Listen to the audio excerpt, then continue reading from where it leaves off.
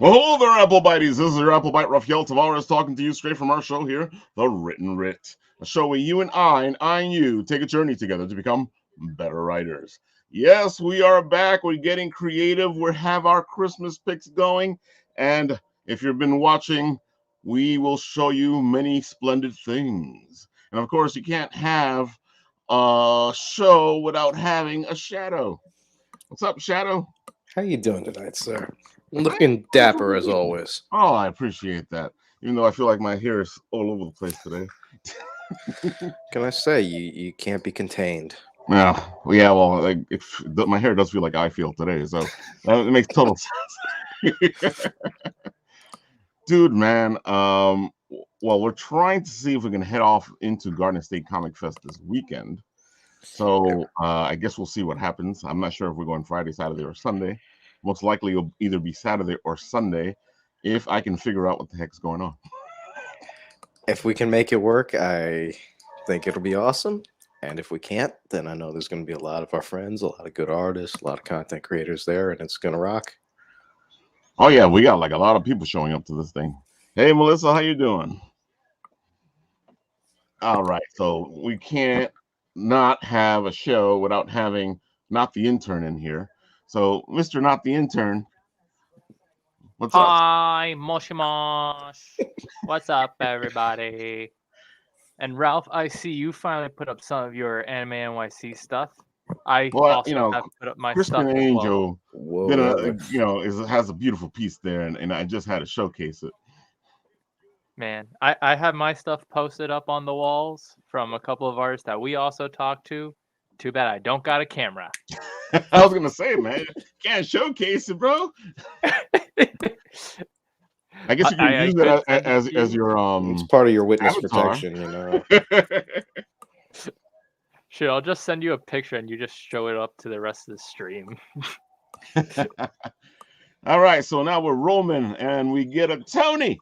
Yay! How's it going, everybody? I know you people are going, Tony, Roman, what? You're actually seeing him on TV. No, you're not seeing anything. He's not there, okay? Nothing in the back. See, I told you he wasn't there. Oh, there we go.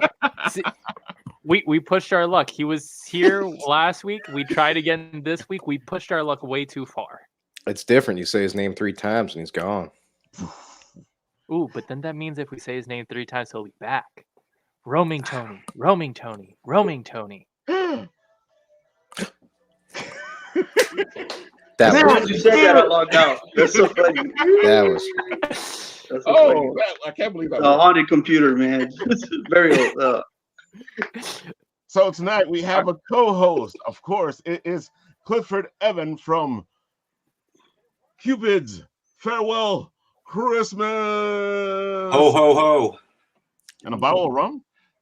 And a bottle of rum. And now Santa's got a date. So he has a date. Yeah, Mrs. Claus tells all. Ooh. That's right. That's right. And So it's going to get as raunchy as it was in the farewell? Is it as raunchy? It's, I don't know if you could call it as raunchy. No, it's not as raunchy, but it's, but she's sassy and she's sexy and it kind of covers maybe a little bit of a Mrs. Claus origin story. So you see her when she's young and you see her now and she reflects back and she could have gone down a different path in life. It didn't have to be Santa. She could have wound up, so she kind of fantasizes about, being naughty, being a little naughtier, spending a little time in Paris and Barcelona as a younger woman, things like that. Talks about her first love. So is it raunchy? No, it's not raunchy, but it's a little bit sexy. Oh, we like sexy here. So. Yeah, so we can probably in a future episode because it's kind of ready, but it's like I was saying before we started. It's a little bit in limbo. It's done, but it's like still being laid out. It's like done, but it's not done. Well, the good thing is when you actually release it, you'll probably be able to release the whole trilogy. Well, that would be knowing how Sonny the illustrator works. But the third one's written, so who knows? It's possible to like just present a couple of the, and just have it like written, read as audio or something. You can always go the Christmas Carol way and do a reading of it, Well, exactly. But the funny thing, in the third one, in the elves, like Santa, he turns into Krampus. Ooh, which is kind of fun. But that one's a long way off. That's exactly what they say about Krampus. He's fun. Yeah, and but I just want Mrs. Claus to be done, and hopefully, I think they're going to go to London. They're going to go to London Book Fair this year or next year in April of 22. They were supposed to go in April of 20 or March of 20. Everyone knows what happened. Everyone knows, and then it happened, or it unhappened, as we were saying. So that's the plan, anyway. That's that they're gonna sort of re-debut, so to speak. This year, she's gonna take them. So I can't wait to see what happens. I have my book. It's right there at the top of my thing. Well, Ralf, we have to say, you guys were like the original. We had one other fan at that Comic-Con. And it was you guys. It was. Like, you guys. I remember you there. That was awesome. Right. Well, this goes even before that WinterCon. That was when, I don't know, when was that, Ralph? Because that WinterCon was a year after I met you. Yeah, but did I meet you at Comic-Con, or we meet you at? We met at New York Comic-Con. New York or East Coast? New York Comic-Con. Right. Okay. Yeah, because I was going down the aisles. You caught my attention, especially because you're Santa, you're cosplaying Santa, or Mr. Santa or Nick. This is the original nasty one with the shotgun. Yeah. Well, he was that Nick Claus, because he kind of became this really fun, weird character. That was the one at WinterCon. Yeah, and then because we had this other friend of mine who has actually this like real long beard. Yep, that's the one I'm talking about. Yeah, the big guy. Yeah, with the bald head. So that was Mike. But then the Nick Claus guy came the last day, and he's always a riot. He was a blast, man. Yeah, he is a blast. We had a whole thing when we were at freaking WinterCon. And then we met Sean Astin. Oh, that's right. Yeah, Sean Astin. We gave him a book, and he posed with it, and that was kind of fun. No, that's nice. Yeah, that was definitely probably one of the highlights of that show was meeting him and him kind of giving a plug for the books. No, that's really cool. Yeah, and he was just a nice, just that kind of guy. So yeah, he was just. I mean, he was super nice. So that was very fun. Hey, Andrew. Speaking of people who are super nice, what's up, Andrew? Yeah, Andrew. Yeah, he's a blast. Great map maker, great artist, incredible D&D creator. Well, I'm super eager to see the next chapter in it. I've got Cupid's Farewell Goodbye, somewhere's around here, but Cupid's Farewell, yeah, Farewell Christmas. Yeah, I mean, if you go to the site, you can see, or even on the Instagram, there's a couple of. I don't know if you can pull it up, Ralph. There's one picture from Mrs. Claus. Working on it. Okay. Yeah. Farewell Christmas. There's stuff from this. Yeah, I think it's on the Instagram. Yeah. It's you can see her as a pinup. Actually, there's two. Here we go. We're sharing. There she is. Dang. And the line from that picture from the book, she says, "You bet I was a number." Because she was, there's another page in the book where she says that she was, and that's actually a video. You can buy that. That's actually an e-card. There's an e-card page. Oh, that's right. The e-cards are great. These are e-cards. Yeah. So but they're very funny. So you can actually go and buy those right now. You can't buy the books, not really, but you can buy the e-cards. Well, at least you get something. Yeah, yeah. Isn't that cooler than seeing dancing penguins? Without question. Without I mean, no disrespect to dancing penguins. No, we love dancing penguins. But I mean, Cupid's Farewell Christmas. Yeah, I'm telling you, as soon as I ran into you guys in New York Comic Con, I just had to cover it. I had to see what was going on. Yeah. Your Santa, which we're looking at now with the shotgun, was just intriguing. People there you don't go. know he carries a shotgun. That picture, that's from Mrs. Claus, because basically he's still having his whole existential crisis, but then she's kind of talks about it, so she kind of reflects. She's like, it's not easy being married to an icon. That's kind of the gist of it. And of course he wants to quit again, and of course, and she uses her feminine wiles to make him reconsider.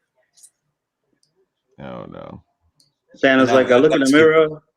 Santa's like, I look in the mirror. I see a guy that's old and fat. Can you? Exactly. That's exactly it. Can you give me a compliment? And she'll say, "Oh, your eyesight is perfect." So, old joke. Oh, he finally hit you. It's an old joke. Old joke. Oh.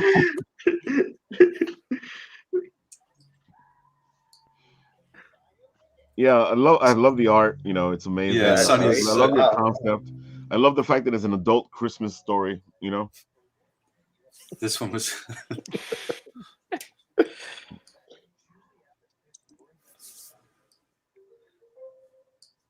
Nice. I keep scrolling through because I really like this.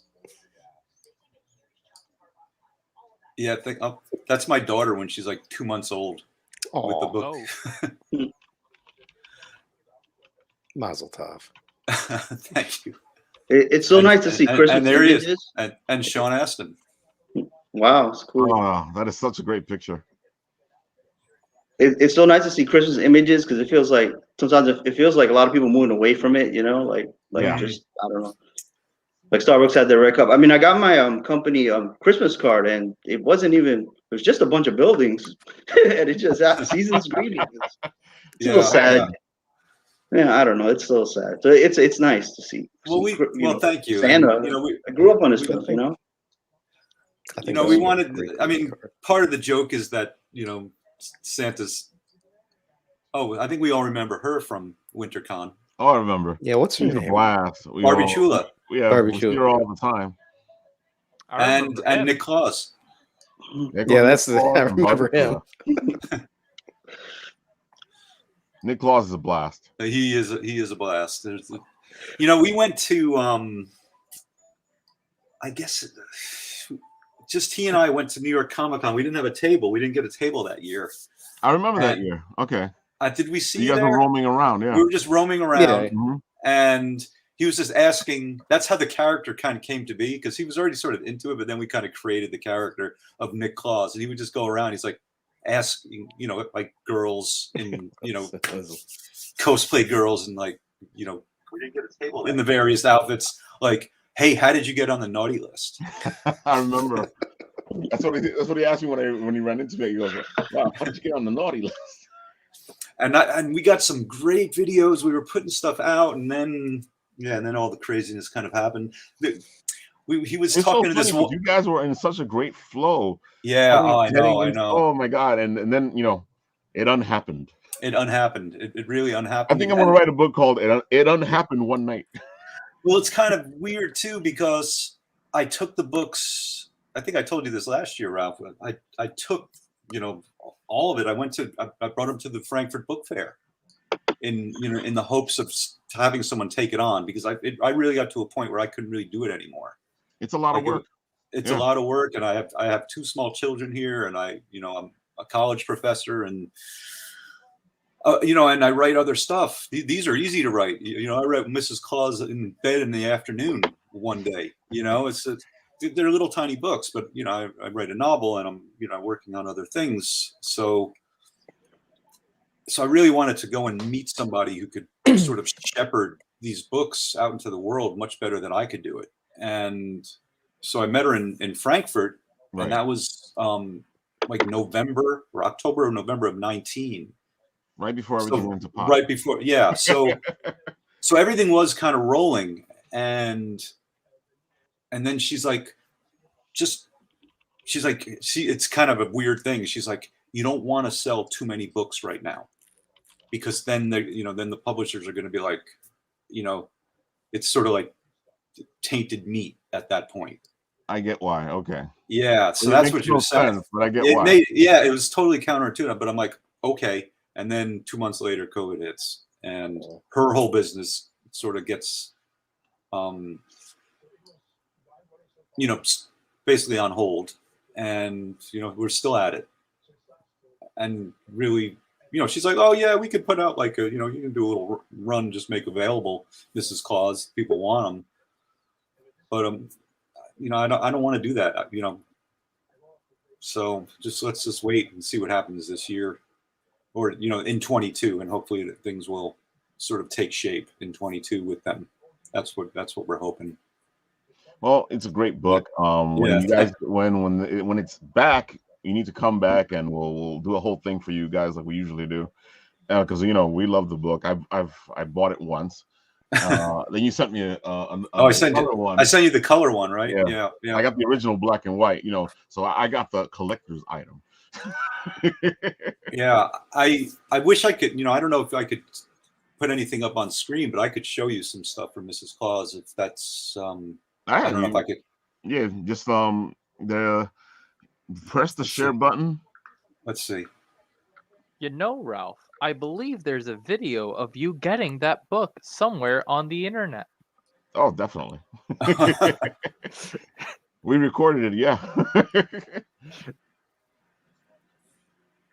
Let's see if I could find this. All right, so Cliff, while you do that, let's bring in our guest. Okay. Madelyn Janelle. Hi, Madelyn. How are you? Good. How are you? Thanks for having me. No problem. Well, the audience doesn't know, but I just ran into you on TikTok. I was watching your TikToks, was being entertained, and was like, whoa, look at this art. This is beautiful. Then I went down the rabbit hole, followed you to your Instagram, saw all this beautiful stuff you have there. Then this whole concept of yours with the Advent thing, and I was like, okay, I'm sold. I need to have it on the show. So, Madelyn, let's do what we usually do. Tell the audience who you are, what you do, all the nitty-gritty stuff, all the beautiful bits and pieces. I'm a full-time artist. I'm a mom. I have 8 kids, all with the same dad, which I get that question a lot, unfortunately. We have we're just starting like a small little homestead. So I do a lot of gardening, and I do a lot of outside work. Just kind of into fantasy and things like that. I love stories. I think I've just kind of chalked up the fact that my art is not going to be anything other than storytelling, and I'm okay with that. Being an artist, a lot of people are like, you got to do this and go there and make this in order to be considered an artist. And shutting them out after however many years and kind of just going my path, I've just figured out that I'm a good storyteller through visual arts than anything else. So I'm a good listener. I like listening to people's stories and then using their stories to create really cool artwork and other kinds of stories. Oh, pretty cool. Yeah. And how does this idea for the Advent calendar? Because it's just intriguing to me. Oh, I love counting down to anything. I'm a timer kind of person. So if I need to do something or I'm looking forward to something, I set a timer and I will follow that timer like there's no end. And then, of course, the idea of a countdown calendar to Christmas is just really fun. But it's so difficult to come up with something that's unique to a illustrator that I couldn't find anything other than having to create a whole bunch of new artwork or invest a lot of money into something that might not work out. Like there was one where you hung up a keychain with a different picture on it for every single day, but that would require a lot of work. So that sounds it sounds like a great project, but it sounds like a lot of work. It is, especially I do all this by myself. So it's definitely a lot more work, and I am not interested in doing that. So Feel like the janitor's keys with the ching, a lot of keys. That's that's what it is like all the time. Oh. So I really sat down and just thought about like how could everybody look at my artwork every single day and they could use it, not just have like a little mini print, because not everybody hangs up artwork like they used to anymore. That's true. And not everybody has the wall space either. So I was just like, what's something small? And then I happened to create a rectangle sticker in September for my patrons on Patreon. I have like a sticker of the month club there. Right. So I was like, hey, this little mushroom lantern would look really cool as a rectangle sticker.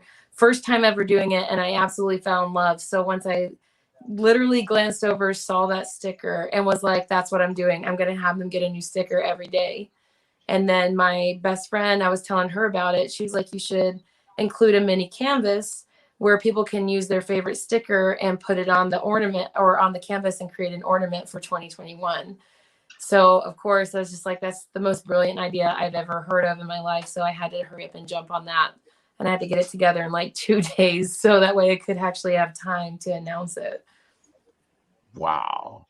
Yeah, it's just so you can have it ready for the whole Christmas season. Yeah, that was a rush. Yeah. I gotta admit, you have a lot of dedication, a lot of get up and go. It's good to see a lot of passion, which is one of the things we love here. You know, we love to the see shading is awesome. Oh my God, yeah. Yeah, they are. Yeah, I'm telling you, these TikTok videos really got me. Wow, and I'm like, wait, I like this.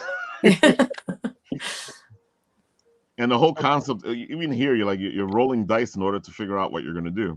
Yeah, that's all character classes, because I like drawing a lot of fantasy, and my sketchbooks has a lot of almost repeated subject matter.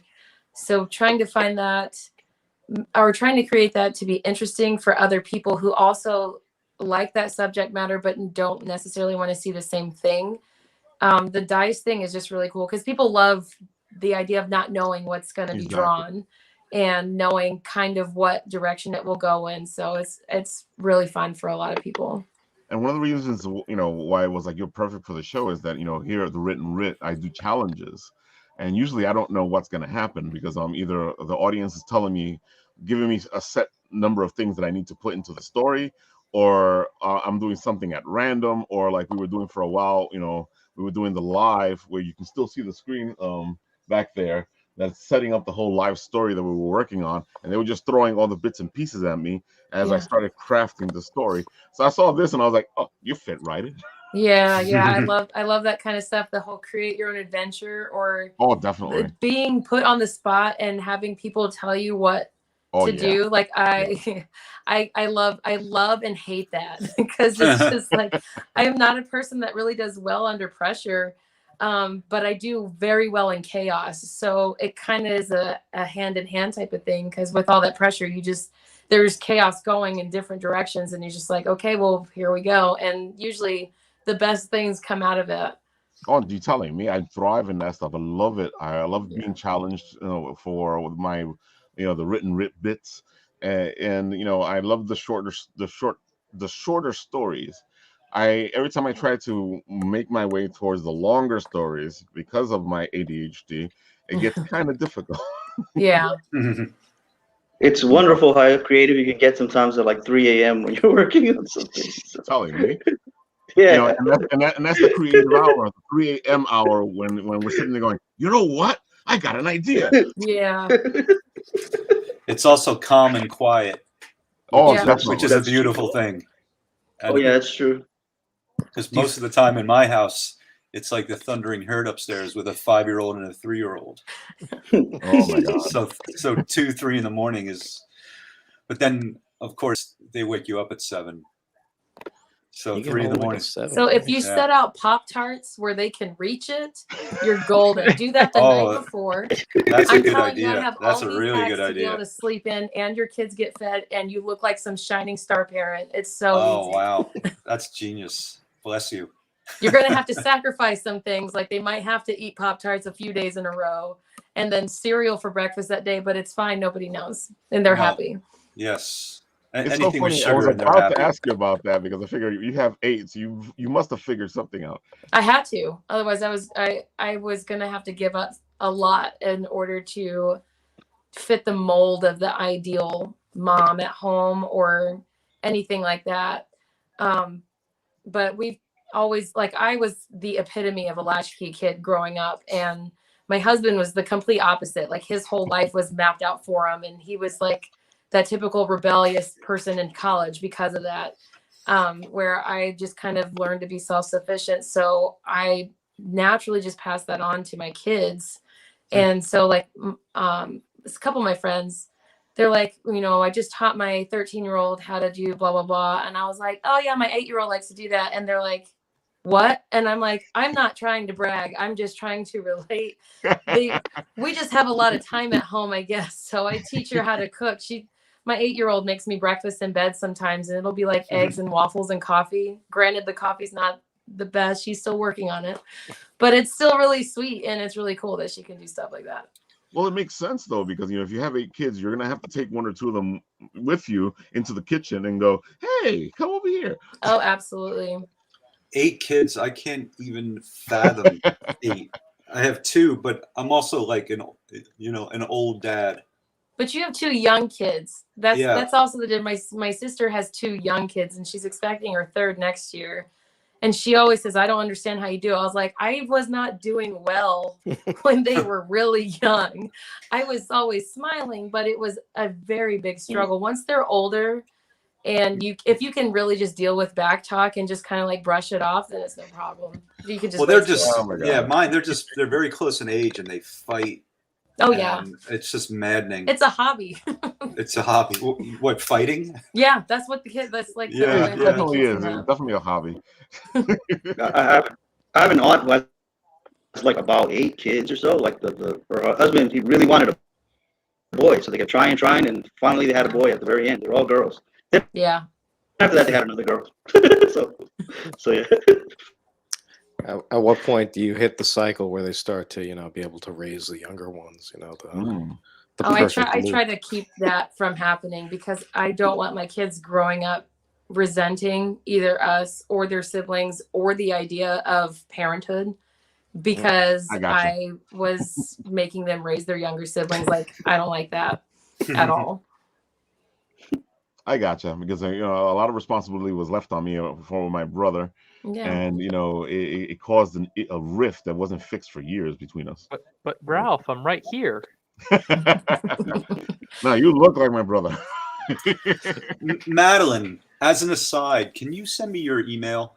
Yeah, I'm looking at your art, and I'm working on a couple of things, and just some of your stuff is just really fascinating to me. And it's almost like embodiment of like the protagonist in my novel, and I'm adapting it right now into a pilot. Mm-hmm. And he's an artist, a cartoon artist, and like some of your art is like almost like what I imagined that he does. It's That's like awesome. Really, it's kind of really weird. So if you would do that, that would be great. And I'm gonna reach out and definitely I'll do that. Yeah, that's really cool. It's like I'm kind of like astonished here a little bit that. Oh, I'm glad you like it. It's great, but it's just, and I have another project which I'm it's kind of still embryonic, but I can sort of run that by you too. That's what I'm telling you, man, Cliff. As soon as I saw her art, I was like, wait. Yeah. So the picture before this one that you showed on Instagram that has like all the people together, that one. So that idea was actually something I came up with 10 years ago when Tangled was really popular. That was when my oldest daughter, she would wake literally, like, I don't know what happened, but every night at 11 p.m. she would just wake up, and the only word she would say would be Tangled. So I'd have to watch this movie every single night. I'm telling you, for like 2 months. And it didn't matter to me because I could fall asleep and I knew she was happy and she wasn't leaving, and it didn't matter. But the song in there, in that movie where she finally makes it to the kingdom and she's dancing around, that song created this idea for me. And it's supposed to be like a meeting point with all of these different types of fantasy characters. And the original idea was to only have like 4 of them and more of a close-up shot of them like conversating around the fire. But each of the characters in this drawing actually represents a physical trait or a kind of like interest of each of my kids. So they're all represented in that picture. Nice. Yeah. See, I like that. I like how deep you get into this stuff. You know, it's I know it's what we do, but I feel like sometimes we do it because we don't know we're doing it. Yeah. Because you know, there's writing that I do on purpose, like right now, and I sit back and I watch people and I go, okay, let's see what they figure out. And then there's times where I'm just writing and somebody will go, oh, I see this and this and this, and I'm like, oh, okay. Yeah. Well, that's nice. I didn't. It's like, oh my God, when you did this and this and this, it means this and that and that. And I'm like, yeah, okay. And because it always goes back to the story that the trick is to always say, yes, you're right. That's exactly what it means. Yeah, that's it. Just get them all hyped up. Exactly. That's exactly what that means. That's exactly what I was trying to do. It comes back to the story that I heard, and it was like this art, they were like going crazy about how this artist did this painting, and he put the blue in there, and you know what it meant, what it signified, and the artist goes, I like blue. Yeah. Sometimes I just like to draw. and they're all going off on that tangent, and you're like, yeah, that sounds like something I do. Yeah. I was out of red paint, but I had some blue left. Exactly. Some of us are just resourceful, and that's just how that is. Speaking of which, this is another one of your challenges, right? Yeah, it's a drawing prompt book that I found at Walmart. It's like under $10, and it has 200 drawing prompts, and they're really random. Like one of them is a ticket stub, and then this one was the abyss. So it definitely hits a good range of ideas. I gotta admit, it really hit. This is one of the pieces that actually hit me because it's so simple yet so complicated. Yeah, that's what you were talking about just now. Like that image, that drawing is me just drawing, and then like I had a couple of people message me like, "Man, this made me feel like that." I was like, "Really?" I was just trying to practice some hatching and be really cool. But yeah, I wanted to invoke this. You're right. You're absolutely everybody has felt that. Yeah. I think that's really, for me, it's universal. Everyone's been there. Yeah, absolutely. Yeah. How much of these would you say you have an idea ahead of time, and how much of it is just kind of a cathartic release of all this, emotion there? Because this is tremendous. I mean, your negative spaces, the hatching, everything looks like something that someone would labor over. And you're saying this was a prompt to test out a few techniques. Well, hatching has always kind of been a natural like go-to for me. And I don't remember learning it. I think what I did was I used to read a lot of comics, and old school illustrations did a lot of hatching. So I think I just studied those, and I just kind of like my brain picked up on like, oh, they do a bunch of these lines to indicate a shadow and make it more 3D. And then I mean, I never went to college for art classes, but I took a couple in school, and that's when I learned that. So a lot of I'm never like out of ideas. So when I get a drawing prompt, it's a whole like, it is like an abyss of ideas that for me, like, it's just so much that's there, and it goes hand in hand with the therapy, I guess. Of course, like it's popular now to say like what all your childhood trauma is, and like that's becoming more aware, and people are okay with doing that. And after a while I was like, yeah, I relate to this and this and this. And then I realized, I was like, wait, I don't really know if I have a personality or if I was constantly like doing self-care as a child with drawing. So I don't know if I should dive more into that, because I feel like I would stop drawing if I did. But it's just hand in hand between the ideas and then just the therapeutic thing. Is just it's a constant. I completely feel you, because when I'm doing these challenges, people are like, oh, how do you? Because how it's like for me, it's this, and it all comes together like this. It's when I'm sitting down to do the bigger thing that I have an issue. But when people are throwing things at me, it's it's like there's this huge battle royale going on in my head. Exactly. And somebody has to win. Yeah, exactly. But then when it comes to real life stuff, I'm just like, I don't even know what you need from me. Like, leave me alone. Oh man. Yeah, I like I said, I knew you fit very well in here. There goes the drawing prompt book. Looking through a keyhole. This was another good one. I gotta admit, I was surprised that you. It makes sense. At the same time, it was like, okay. And I'm guessing this is just you drawing again. Yeah. Yeah, I was like, that looks like you're just going with it. Yeah, I love the ballpoint pen. Mm-hmm. Oh, beautiful. Look at that. It's great.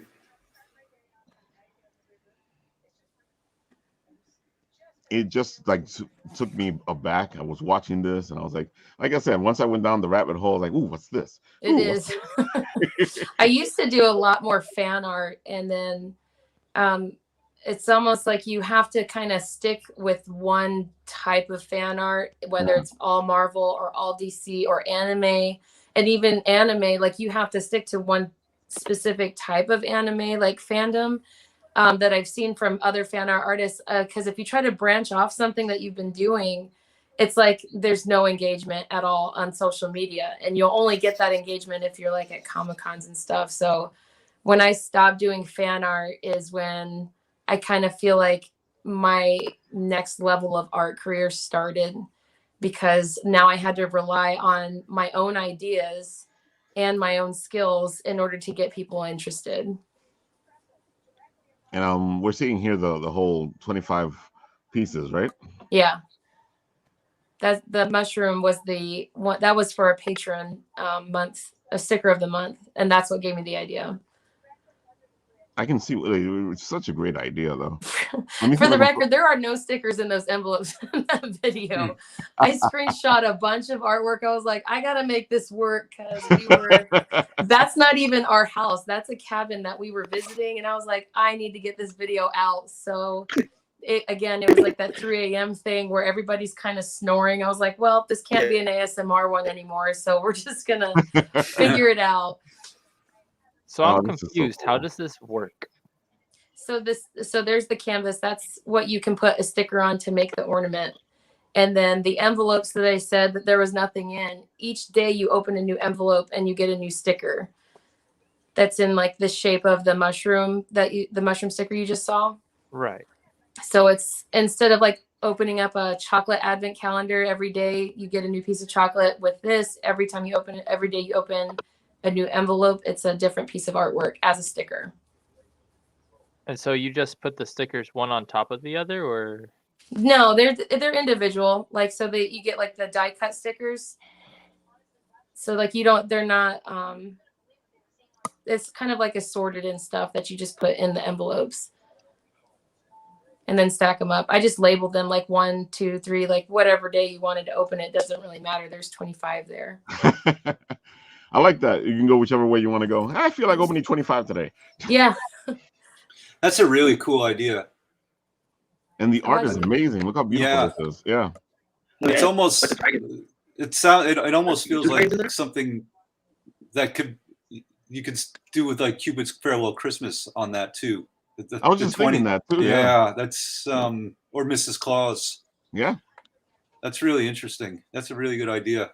Well, I did a YouTube video about it too, because like I said, I think that I haven't seen this. I haven't seen like this concept for advent calendars. So I really like the idea of other artists kind of capturing this and doing their own thing with it, because it would be cool to do this again next year, but more improved. Mm-hmm. And I would love if I could see other artists take this idea and then showcase their idea, so that way other artists can kind of, make it their own also. Sure. Ralph, you want to use that as a segue? Because I have Mrs. Claus ready. If you guys want to preview. We'll show off Mrs. Claus here. Yeah, just because we're talking about it. You're already thinking about it, so. Yeah, it's I mean, I won't go through. Well, let's see.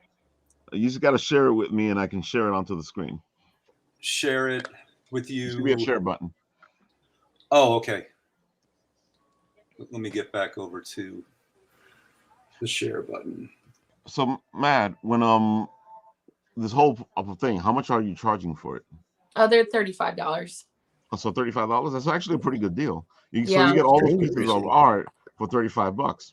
Yeah. Not bad. Yeah, because some of the art that I did, I never made prints of it, or they've been sold for a long time, or they're just sitting in my sketchbook. So I thought that would just be really unique to not always get a drawing or a sticker of a finished art piece that you see on social media. Right. Like somebody will pull in, like, I've never seen this piece before. And the whole point is so that way they can own something that not everybody has seen before. That's pretty cool. Yeah. Can we ask how many different images are available in it? Is it 60. random? I have 60 that I just pick and choose from. So that means way, that, there's no having quite this the same. Yeah. So it's a mystery You're a box. collector. That means you're gonna probably have to get 2 or 3 packages here. Yeah, it's just like collecting Pokemon cards. Yes, I highly suggest everybody buy 2 or 3 of those. That's fine with me. Go for it. Hey, Vincent, I know I haven't called you, but I'll call you. Don't worry about it. I just have a lot of stuff going on over here. And Cliff, are you sharing? Yeah, it's asking me to do something with privacy. Okay. And I'm trying to figure it out. Security, and privacy. I'm a little slow on the uptake. Okay, it's. Don't worry. It took me a long time to figure out StreamYard, and they actually just changed it on me. So I'm like, they're saying something about screen recording. Click privacy, security, and privacy. Click. Oh yeah, because what we're technically doing is recording your screen. Okay. Because you're gonna be, what's gonna happen is you're gonna share the stuff with me, and all that stuff is gonna be on the screen. Gotcha. Okay, but I can't find where I'm supposed to click on a button there. So is all the stuff you're showing me on your Instagram? No, it's actually okay. That's what I thought. All right. It's like it's the actual print layout of the book. Ooh, oh, you're sharing exclusive. Okay. Yeah. I mean, it's not. There's a couple of things that aren't right, so it's like there's probably like 5 things that will get changed from this version, but I can't figure out how to. Are you in the share option, or is it being blocked by a setting on your computer? It's being blocked by my computer is blocking it. Okay. Oh, screen recording. There we go. Oh, there we go. Okay, so Google Chrome should be able to share it then, right? Yeah. Oh, but I'm gonna have to quit. So I'm gonna have to go. Bye. Oh, so they can set it up. Yeah. Yeah. Just come back right back with the link that you have. Okay. All right. Yeah. All right. So.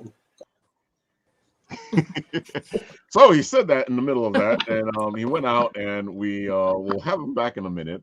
But while we have that, Maddie, I really like. It's really an intriguing idea, and I like the fact that it's not. That means that if you get one set, you don't have all of it because you have 60 images. And as a collector already, I'm going, hey. and it's beautiful art. So I can see why you'd want to own every single piece. Thank you.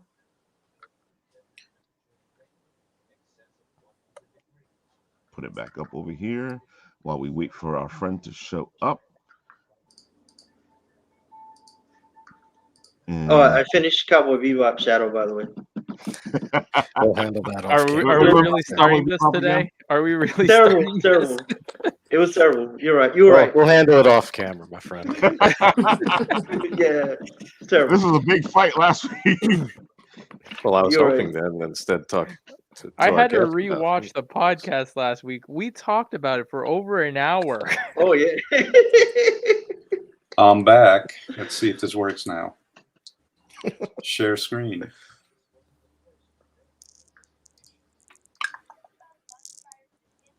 Drum roll.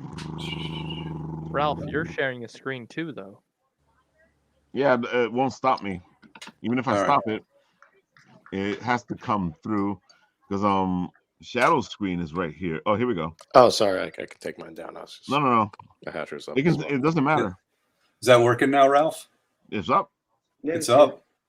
Yes, sir. Okay. If you shrink the screen on your end, it might make the images larger on the share, the window itself, or zoom in on larger or smaller. If you change the actual dimensions of the screen, like you drag the bottom corner up. See, we get a tech lesson here from Shadow. How's that? There you go. Oh, okay. There we go. Okay, so I'll just run through it. Oh, nice. It's Robbie the robot. Robbie the robot.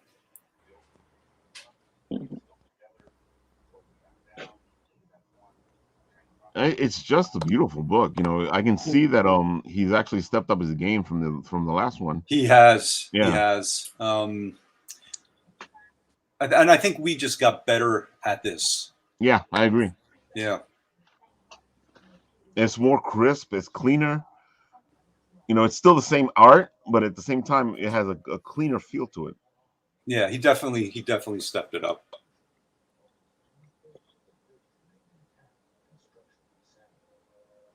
And this one was from the. You put that one. That one's up on Instagram. Is this debut of all this? This is it. Yeah, this is the debut. So we're You've seen it here first. Yeah, you kind of are. You've seen it here on the Written Writ first. There you go. I bring you exclusives. So she was before I was the Grand Dame of Yuletide. I was the High Latitudes Beauty Queen. Yeah, And, Vincent, we were just saying that it has that old Christmas feel to it, which is I think one of the reasons why I like it so much. It's like the Santa Claus mythology grew up with us, you know. Yeah. Actually, this picture came from Cupid. We just appropriated it. A couple of them came from Cupid. These are some beautiful pieces, though. Yeah, I mean, he's great. He's great.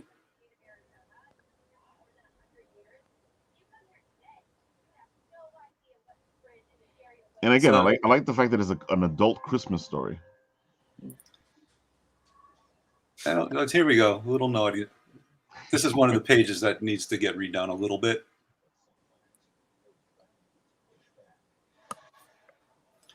And I'm in the interest of full disclosure, I stole this line from Dorothy Parker.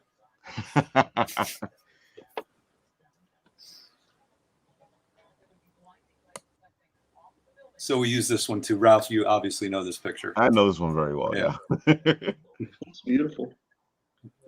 Yeah, it has that classic old Christmas feel to it. Mm-hmm. You know, even with what you're doing in the book itself, it feels Christmassy, and it feels like it's not. It doesn't even feel like you're doing a bad Christmas thing. It's just you're spreading the Christmas spirit in a different way. Well, that's kind of what we wanted to do. We wanted to, you know, obviously, certainly with Cupid, it was a metaphor. You know, Santa was a metaphor for all the bad things that have happened to Christmas. But this one is definitely more Christmassy. I love this one. He wants to quit and go get back into the movies, and she's like, "Wow." She calls him Nicky. You're not exactly Brad Pitt. Oh. Wow. I can see Santa Claus having issues. Mm-hmm. Poor poop. But like we said, in the end, it really is a Christmas book. It is. It's a Christmas story, and it captures the spirit of Christmas. Mm-hmm.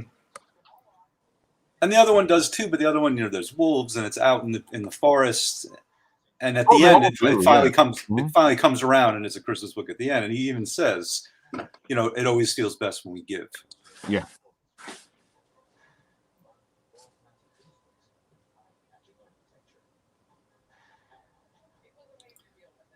Just beautiful art, man. Yeah, he's good. And it looks so much better in color. Mm-hmm. Yeah, this one was never. Well, it was in black and white. Yeah, I mean, just. I remember you said you were going to make it in black and white, and then decided because of how well the color version did, that you were going to make this in color?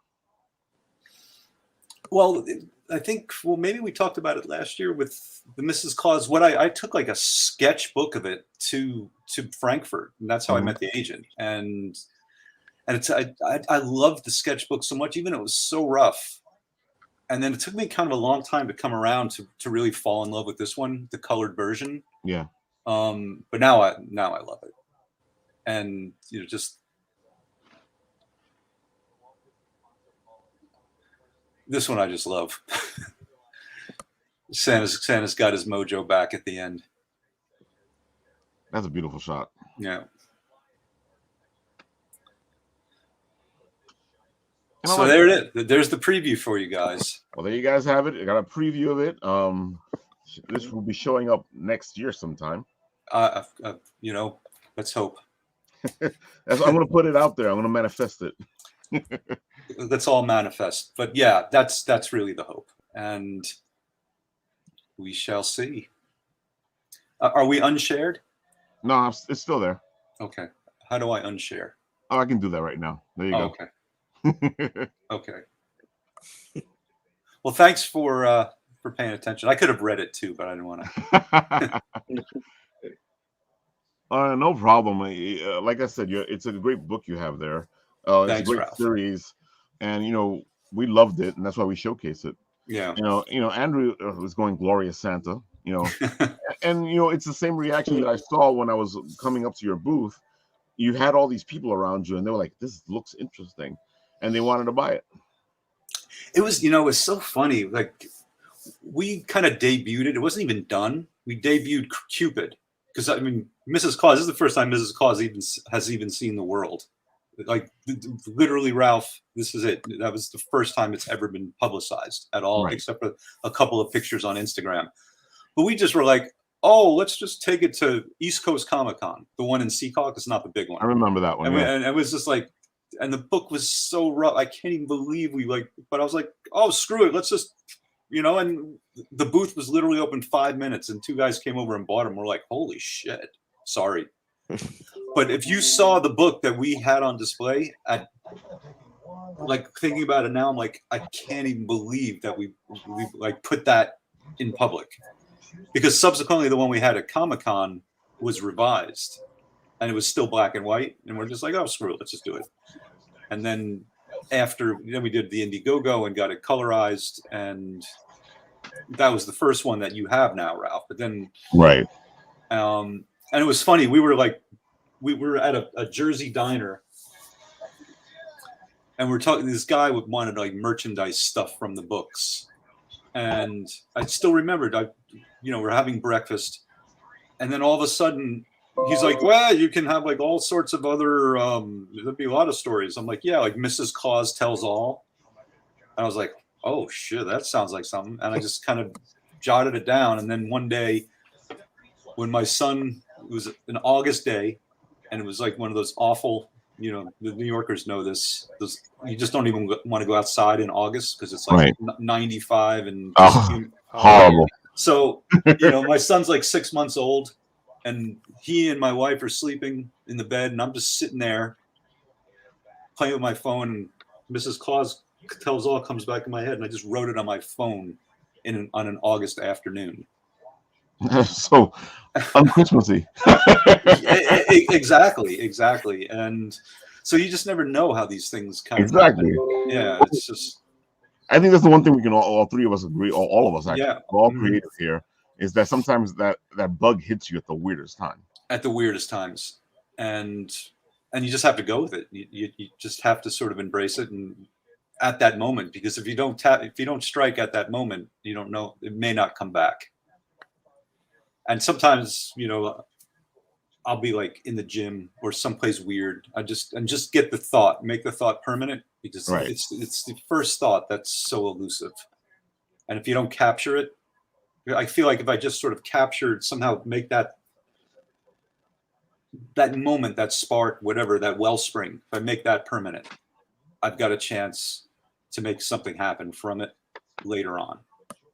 And, those moments don't, they're really precious, and they don't come around that often. So make them permanent, and see where it goes. I tell my students the same thing. Make your thoughts permanent.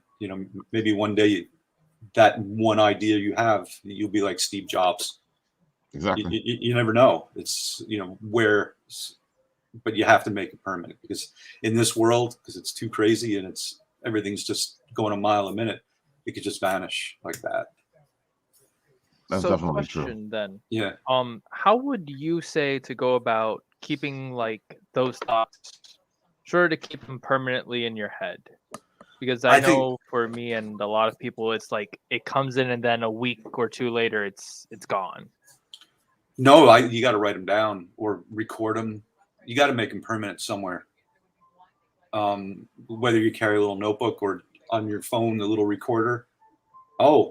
Just record. What's that? What's the app? It's not the app. It comes on the iPhone, and you get recordings. Just the audio recordings. Yeah, the audio recordings on the iPhone. Yeah. I use those all the time. Yeah, whatever it is, you just however you want to do it, just make it permanent. I've heard of people having notebooks in the shower. That's when they get a lot of their ideas, and just to write something down. For me, it's always, I don't know, a million times I'd be at the gym, like on the elliptical, and I would just go get off the elliptical and go to the front desk, have a piece of paper and a pen, and just jot something down, put it in my pocket, and it's just so it's there, because otherwise, something's going to happen. Someone's going to come talk to me, and then it's just going to vanish and it's gone. So I just have to just get it there, and I might keep it in my pocket for a year, but then come back. Maybe somehow these things are cyclical, and those moments that you kind of come back to them somehow. The alchemy of yourself in space. You come back to it and tap back in, and the bathroom is a fountain of ideas in the ether. Yeah. Yes, it is. So yeah, I just like I said, I tell my students this, and I try to live by it. Do I capture everyone? Probably not. The ether of space, but I try to, because you never know. You just never know. And it's probably the same thing if you draw. I don't really draw. I mean, a little bit. I'll watercolor like my fish, but I'm not very good. But it's the same thing. I think you get an idea. It's kind of like what you're doing, Madelyn, in some ways, right? With you're almost kind of forcing the issue with the book, the sketch ideas. Yeah. And it's just like writing prompts, like what I give to students and whatnot, forcing the issue in certain ways. But then you never know. I mean, what happens, whether you're forcing it or it's coming up organically.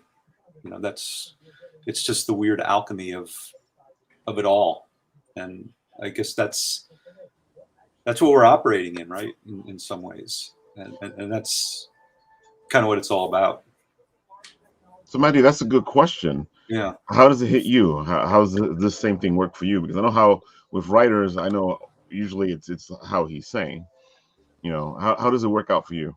For me, or for talking? Oh, for Madelyn. You just told me how it works out for you. Yeah. That's why I was wondering. Well, writing it down is obviously something that needs to be done.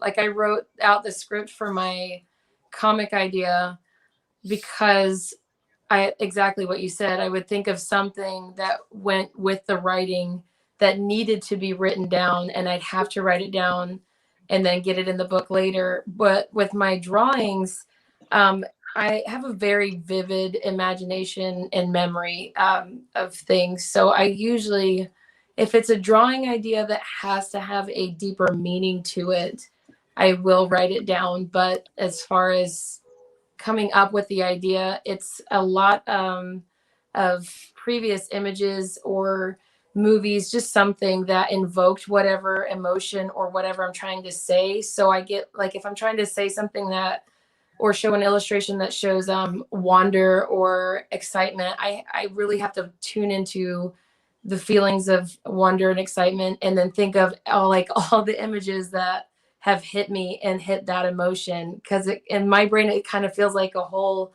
like files just kind of like going through this, like, oh, that one hits, that one hits, that one doesn't. And then I just kind of come up with the drawing like that. Writing, I do exactly what you do, but with drawing, it's very different for me. It's here, and then like my hand has to get it out. Yeah, and it's probably really treacherous. That's why I said, back to what I tell my students, it's really treacherous from here to the page, like to go through your body, through your arm to the page. Sometimes it's not what starts in your head, and I'm sure it's the same thing when you're drawing. Yeah, like, always, every drawing. Yeah, like what just came on the page. That's not what's. Yeah. It's funny that you both say that, because one of the things I try to say in the written writ is that sometimes just having the page in front of you gets you to be creative. Just writing a list, just doing something gets you to be creative. And I am not an artist, but there will be times where I'll do a bunch of these little things. And it's just me writing whatever, throwing things on there because they're hitting my head whenever they're hitting my head, and that actually leads to somewhere else. And it's almost my form of the art of the story, because I feel like it needs to come out. There's something that's in the back of my head that's talking to me, but I can't hear it clearly until there's a bunch of stuff out of the way. Right. So I have a lot of those all over the house. Yeah, and I think, I'm sorry, like just the whole thing about creativity is a lot of times maybe is just clearing away all that other crap too, and sort of paving the space to let it happen. Because I know today was just like a really weird day for me, and it's been a weird couple days, and I'm trying to work, and it's a struggle, but you just persevere, and maybe that other shit got sort of swept away, and tomorrow will be a better day. But that's that's the hope. That's how it is. You were gonna say, Maddie?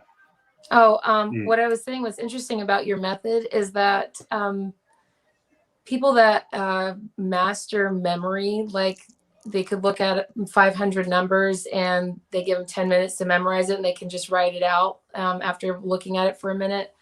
There is a method that they use where their brain actually looks like a map similar to what you did, only in image form, and it makes their brain remember due to the imagery. So they would think of, like a dollar sign. They might think of a snake, and it just like comes out like that one comment that just popped up, like they draw maps to get it. It's like it is like that in your brain. So it's funny that your layout's like that. It's just in words and not images, but your brain is literally mapping that out, and it came out through your hands. So I think that's really cool. I appreciate that. It's funny because people they go through my notebooks and they expect to see stories, and half the time what they see is stuff like that, and they're like, where are the stories coming from? It's literally your brain. Like, it's funny. I think it's really fascinating. That's like, you literally have your brain, like the thoughts of your brain on paper, the way your brain would think it. So that's really fascinating. And you're right. That's exactly what I'm feeling when I'm seeing something, or when I'm thinking about a story. Is that there's all these little words and all these phrases, and they're moving around, or I'll see a scene, and I have to write that scene. Yeah. And then it doesn't matter what part of the story it is. I have to write that scene. It could be the beginning, the middle, the end. It doesn't matter. It's like literally the best part you're thinking of when you're still describing the land that they're at. You're like, oh, that's it. There it is. Yeah. Do you find that your best work comes from more trying to capture something and refine it, or grabbing that lightning in a bottle and then working from it? It's definitely having to get that it's almost like that yes moment that happens in a story, and it's not necessarily the big problem of the story. There's just like something that causes you to click, like your brain to click. And a lot of my work kind of does that now. Before, I kind of struggled, like I had said earlier, with being the right kind of artist. So I was like, oh, well, I guess abstract art is appropriate for my age. So let me try that. And I could not. I have friends that do abstract art, and I get what they're doing. When I do it, I'm just like, my 3-year-old could pass this off as her work, and there's no meaning behind this. but I can't invoke what I'm trying to say with abstract art or any other kind of artwork. It has to be like that raw line art drawing type of style where it's almost like I was in a hurry to describe this to you, and then you're just right there. So like that's my main goal with each of my pieces, is to really just kind of like suck you into that moment that these characters are living in, and you have no choice but to be there. You're talking about how before you were trying to label yourself as a certain thing. Do you think you've liberated yourself from that? Oh yeah, absolutely. Because I'm okay with trying some surrealism or abstract art now, because I'm not trying it. I'm just like experimenting with it, just see how it feels. I'm not trying to become that. I've really kind of just fought against who I was for a long time, just because I listened to too many of the wrong people. And a lot of 2019 and 2020, my artwork on TikTok had everybody with headphones on, and I would have my headphones on, and they're like, why are you doing this? Like, is there a problem? And I'm like, no, there's no problem. It's my reminder to not listen to the idiots that I've been listening to, because 5 years ago, I listened to the wrong person, and they're still where they were 5 years ago. And if I would have just taken that slight turn like I wanted to and not listened to them, I feel like I would have been just a little bit further ahead now.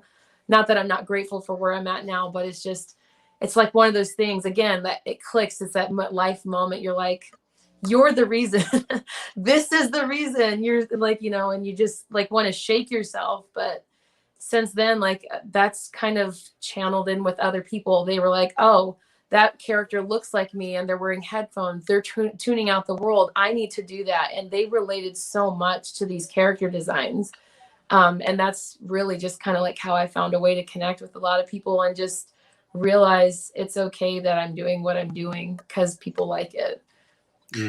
I think you've got a tremendous amount of, the images are they drag you in, they pull you into them. Yeah. But from my super biased opinion, I don't know that you owe it to anybody to have to deconstruct what they are. I mean, mysticism, especially in something like this, just makes it that much more universal. Yeah, you're absolutely right. Because it's if I could take a little bit of a different approach to the whole, yes, you're right, if they're looking at your art. I mean, they can be, because once you've put that idea into the world, it's your idea, but it's whatever someone's seeing in it. And if they're seeing all these wonderful things or terrible things, and that's on them. Yeah. You say, oh, I appreciate you, but who cares if they're right or wrong? Exactly. It however you want. It's a hard thing. Yeah, it's really hard to put as a creative person, to put yourself out there. Your creative side is very much I like to call gentle side, even if it's a very hardworking side of you. It's very vulnerable and like very fragile. And when you first put your creative self out there, it's so easy to listen to the wrong people, especially if their opinion happens to be a very loud one. And if it's loud, a lot of people associate that with important, and that's wrong. So just because somebody's just very aggressive with their opinion about that does not mean that they're correct. So, and that takes, I think, just even with life, that you just kind of figure it out. Well, whatever both of you guys are figuring out, I'm very impressed by it. Any kind of art you do, like when you're working on it, it's yours. But once you release it, it belongs to everybody, or as many people get to see it, so. It's true. Sorry. I think was really just a fascinating point. The loudest voice, and I think they're often the least right voice, and maybe they're the loudest for that reason, because they're projecting all of that, because really it's coming from a place of insecurity rather than depth or wisdom. Exactly. It's like loud because it's like the entirety of the internet, it's exactly it. What are you talking about? It's like the people who like things a lot of times, like, yeah, I like it, but if someone really hates it, they'll go on and on and on. You read so much, like, wow, I think everybody hates it. Like, no, a lot of times people love something, but they'll just say, hey, they like it, and that's it, and So true. So yeah. But we have to sort of find. I mean, we certainly have to find our muses wherever we can find them, and our angels. And I think they're sort of different things, I guess. Our muses are our muses, but the angels that shepherd us, along with the muse and delivering that art to the world, is we have to. Those are really precious folk too. And I think a lot of us, they're really hard to find. Yeah. And sometimes that loud, insistent voice is such the wrong voice. But I mean, it could be if it's the right voice. That I was kind of talking about my novel, and which I'm adapting right now. And it's sort of, it kind of, it's a bit fantasy. It's a bit, I mean, I call it like a cult fiction in many ways. The pitch is like a combination of like Stranger Things, Angel Heart, and Risky Business. If you could mosh that all together, but I've always kind of thought that, because like I said, the main character of the novel, who's still the main character in the adaptation, but there's is an artist and a cartoon artist, and his work comes to life in front of his eyes and whatnot. But I mean, I think one of the themes of the book is, we have to be open to sort of find our angels, so to speak, and a metaphorical angel, not like an angel descending from heaven, but the ones who will sort of shepherd us into the next place, or the place we need to be. And I think it's important for every artist to find that, and maybe that's sort of the elusive thing for so many artists, that they don't find that angel that shepherds them to the next place. They listen to the wrong voice, or the loud voice, like you were saying, or there's just too many voices, and it becomes this cacophony, which turns into confusion and self-doubt and all of the other things that accompany this really strange but so often terrifying place that we inhabit as artists. And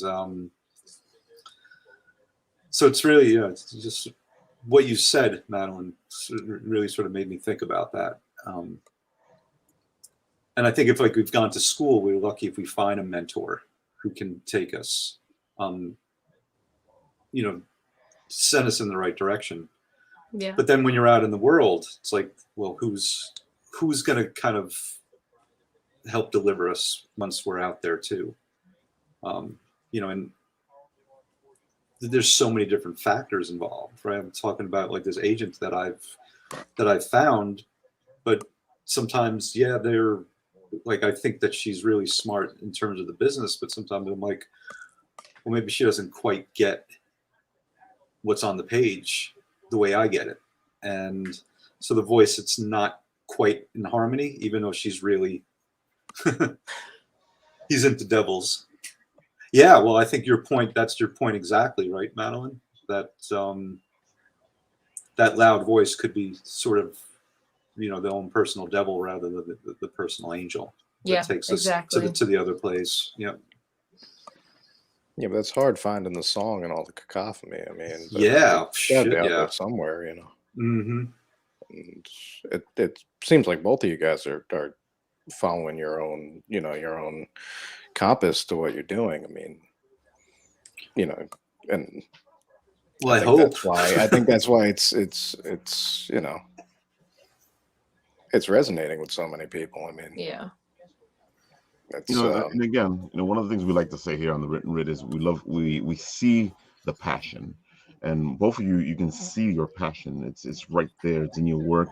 It's in how you talk about your work, and that actually is contagious. You know, when we're passionate about our work, it actually helps us sell it. It actually helps us get it out there because you know it's this. Well, they like it, you know, and then you're gonna get the people who go, well, they like it, I don't like it, or well, they like it, so I don't like it, or you know, you get this huge fight, but they see the passion within you and they want to go, what is this? I want to check it out. It's contagious. Yeah. If it came down to telling the story you wanted to tell or telling the story that would sell, are you prepared to make that choice, or is that real world? So I just got recently like this real big kick of confidence. So I'm going to respond in a confident way by saying the story I want to tell is going to be a story that will sell. Because I feel like that's what exactly I need to put out there, because I've just started a brand new like series, because I kind of feel like it would look really good in one of those more modern galleries. That these are just larger illustrations that I'm doing. Each character is based on either a song or just kind of like an event, and they are being contacted by their alter self in a parallel universe. So it's kind of like a rip in time, like they'll kind of like glimpse at each other, or somehow or another something happened. My recent drawing, my ballpoint pen drawing, where it's a person just kind of leaning against the wall and there's a hole there. That's a portal that just opened up to kind of start this whole series that they're just kind of casually standing near. And the next two drawings that I have going are, they are able to see each other through a mirror. And the one in the parallel universe happens to be kind of tames monsters. So in that universe, she gets clawed across the face, but in like our Earth, it happened on her face also. So they're kind of looking at each other in the mirror from both universes in order for that to start, or to like communicate what happened. So that I feel like has enough interest without it being too boring for people to actually relate to and want to explore that further. So that's why I answered the way I answered. Great answer. It really sold your work. Yeah. I'll provide the counterpoint to that. Well, if I have to whore myself for a big windfall, I'll do that too.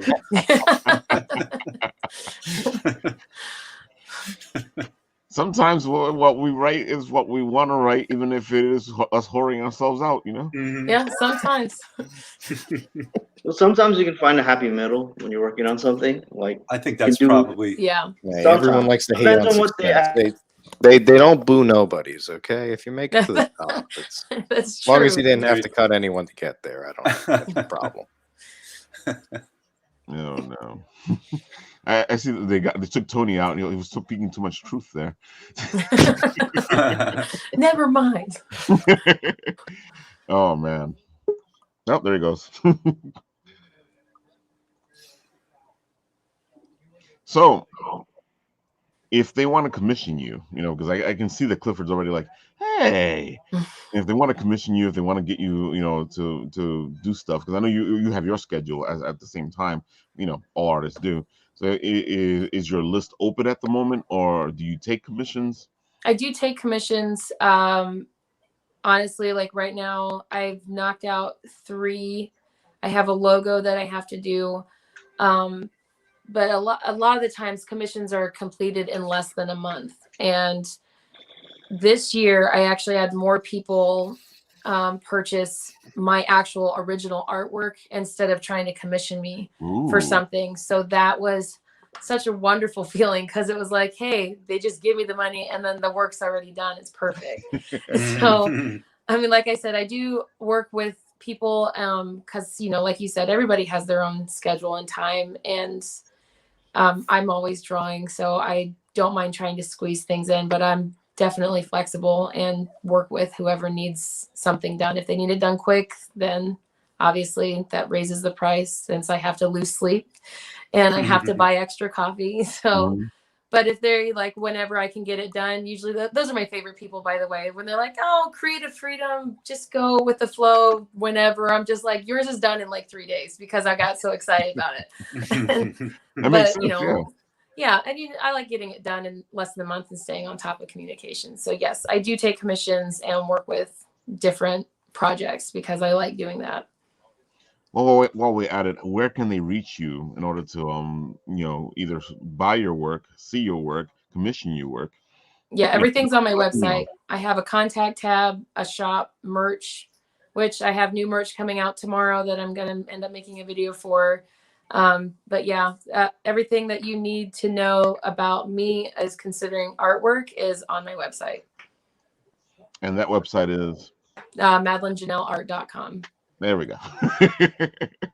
And if you guys look her up at what she just said, Madelyn Janelle Art, you will find her wherever she is. Yes. Whether it be TikTok, Instagram, that's how you'll find her. Yep. Believe me, finding her stuff was so easy. I like to hear that. And that swings us back around to my original inquiry. So easy enough. And if I somehow forget this, I'll just write you, Ralf. I love bringing people together. There you go. I love collaborations. They're an amazing thing, and it actually helps us bring our art from ourselves out even more when we get a chance to actually work with other creative people. Right. Mm-hmm.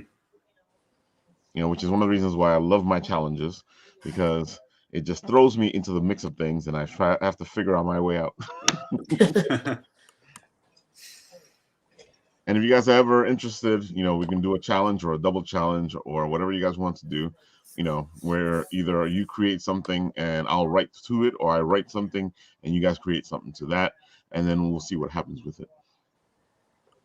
Sounds good. Yeah, we love to do that here. Me and Shadow have done it a couple times.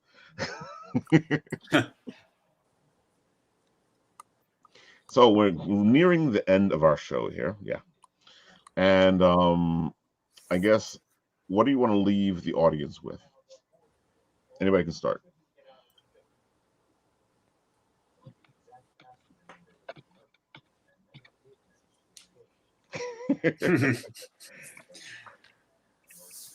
I'm really not trying to think of something cliche to say. Don't worry, it happens all the time. The last word is always the funniest thing, and sometimes it gets good as we talk through it, and sometimes it's just like, hey. Yeah. Don't worry, mine is going to be very cliche. Go ahead. You go first, then I'll see if I can top it. Oh no. Mine is basically me doing the outro. Okay, bye. You win. It's wonderful to support art. Holidays are coming up. And there's two tremendous artists right here. And their work would make a great gift for whatever your holiday, seasonal, or just because you like somebody or yourself and you'd like to present them with something that's, that's going to be special. Unique. His voice is just great. I know. I want to hire you to do a commercial for me. Yeah, you should be coming from the sky, man. Yeah. No, I'm just struggling to stay awake. That guy up there is the voiceover. Like whatever works for you. There's your $1 million idea right there. You need to be half asleep and then do like audiobooks. Oh, definitely, man. We talk about it all the time. It's like a balance. Man, it's like my crazy energy with his laid back energy, and we go off of each other. Yeah. It's like the ethereal Don Pardo. It's just Please read us more bedtime stories. Yeah. The ASMR. Shadow is correct. You guys want to look at the best thing in life is to give somebody that's unique as a gift. That's unique and it means something to them. And one of the best ways to do that is to find an artist that has something that you feel signifies that other person, or get that artist to do something that would help you give a good gift. And I think we always look for all those big gifts. I think it's time that we start looking for the individual artists, the independent, and it doesn't mean that we can't give the other gift, but this will be something a little more meaningful. And it also helps out the community, because I know you guys are always talking about, it's too commercial. Well, here's the way not to be too commercial, to help the independent artist. Mm-hmm. Ralph, please stop spoiling my Christmas presents. That's like half of the list of what I got. And you were with me for half of the list. I don't know what you're talking about. Right, the gifts are just saying that you love somebody. However you get it there. Mm-hmm. So, Cliff, where can they find you? Where while we wait for you to put up the book. Well, I mean, you could find it's like Instagram. It's Cupid's Farewell Christmas. Easy enough. And that is available right now. I mean, kinda. It's really not, unfortunately, because it's a little bit out of my hands right now. So there's probably a few scattered around, but it's also been edited. It's been edited since like the version that you have, Ralph. Yeah. You told me there was another edited. Yeah, it was edited like that one of those shots from Instagram where Santa's getting the rectal exam is not in the book anymore. No, we want the director's this seems cut. like such a good part. Exactly. Yeah. Well, it was a really popular post on Instagram. It was. People loved it, but yeah, I mean, we want that Snyder cut all the way. Exactly. Santa Claus and now that we got the Snyder cut, we want all the Snyder cuts. Yeah. No, I mean, she wasn't like a prude about it. She was like, I don't want to make it saccharine or anything, and she, we totally like the line where it's, for Christ, what is it? For Christ's sake, Cupid, you're under fucking contract. I mean, that's still in the book, so she didn't, wipe it all clean. It's, it's still edgy, but she's like, Santa, she's like, well, you got to get Syria out of there. She's in Europe, by the way, so she's like, you got to get Syria out, and you got to get the hemorrhoids out. So I was like, all right, I can live with that. Regular visits to your healthcare provider. Or exactly. It's a PDA. Yeah, exactly. Public service. But it also showcases, by example. If Santa does it, I can do it too. Exactly. But,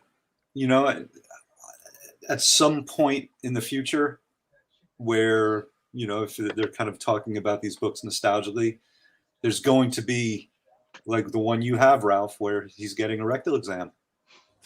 And there'll be a Mandela effect. Exactly. Exactly. Didn't really happen. Ralph knows. I'm not telling. But maybe that one, who knows? Maybe it'll be a collector's item someday.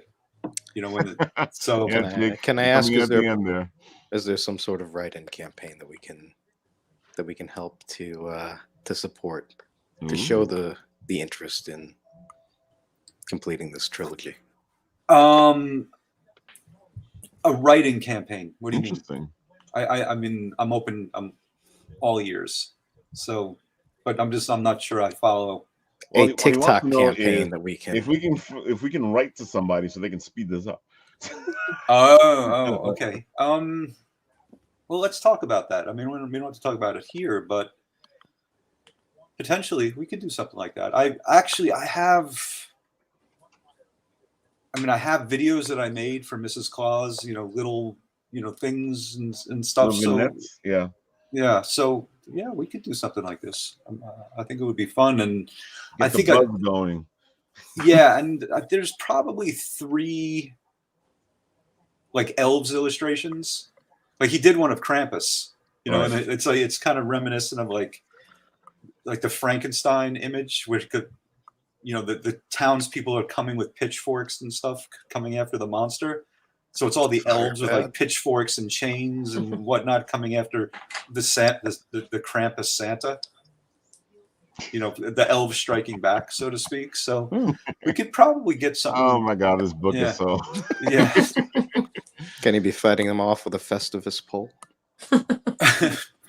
You know what? I'm going to keep that in mind. I'm going to tell him. Well, check with the Seinfeld, because I don't know how litigious they might be.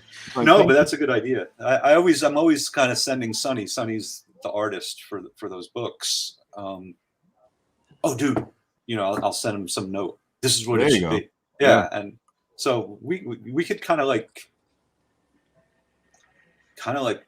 put sort of pages or images from the book out, and then kind of get a buzz going, and like sort of open it up to the audience in a sense, like, oh, how should he draw it?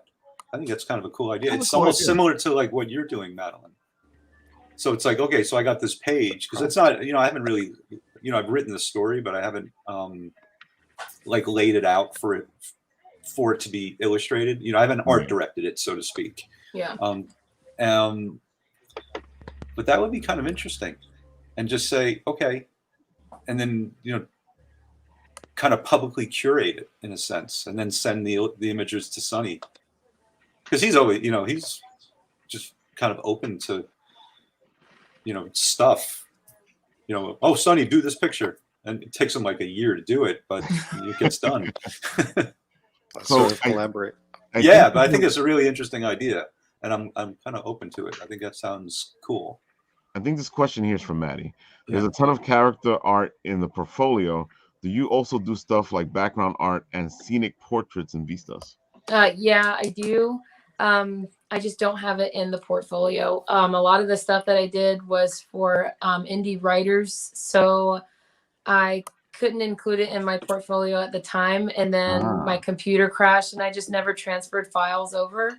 But I've done like comic work and then book covers, things like that, like full scenes for a lot of indie writers. I just have not been smart to update my portfolio, but I have a web designer that I'm working with that in the new year I'll be launching the website. It'll be not completely different, but it'll be a better layout, so you can see work that I've done for clients, for bigger companies, or just personal work, or people that commission me for work that give me permission to post it online under my portfolio. Then I can do that.